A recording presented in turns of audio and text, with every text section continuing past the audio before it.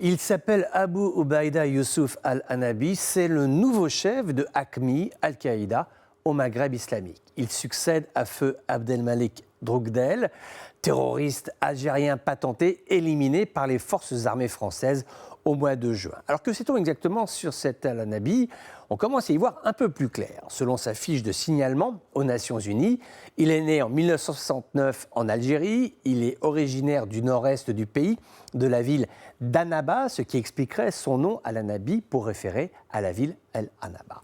Après avoir obtenu une licence en économie, il rejoint les rangs de l'insurrection radicale. Notons ici plusieurs similitudes avec Droukdel, lui aussi algérien, lui aussi passé par la case universitaire où il a étudié les mathématiques. Il appartient en fait à une génération qui a été surnommée les ingénieurs du djihad armé, ceci pour désigner des hommes qui étaient allés à l'école, au lycée, à l'université et qui ont ensuite choisi le radicalisme. En 2010, Hanabi est identifié comme étant le chef du Conseil des notables d'Aqmi. Durant une décennie, il est l'homme clé de la propagande médiatique d'Aqmi, notamment durant la période très troublée des révoltes arabes de 2011. Il sort de l'ombre une première fois en 2013, au lendemain de l'intervention militaire de la France au Mali. Il est ensuite inscrit sur la liste noire du gouvernement américain, puis de l'ONU. En fait, c'est le dernier des grands chefs algériens terroristes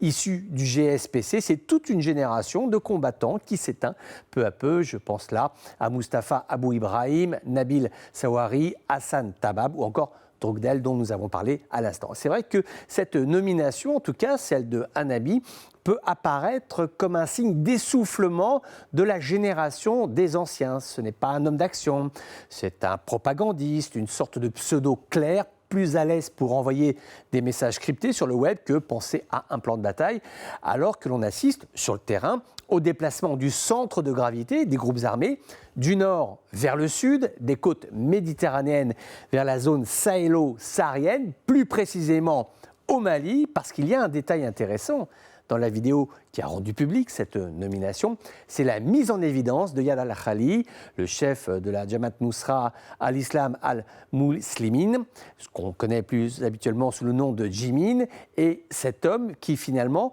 pourrait être le véritable homme fort de la centrale al-qaïdienne dans la région. C'est-à-dire qu'avec une sorte de partage des tâches, l'administration et la propagande al-Hanabi et puis al-Khali pour tout ce qui concerne l'opérationnel. C'est en tout cas la formule qui pourrait se confirmer dans les prochaines semaines, voire dans les prochains mois.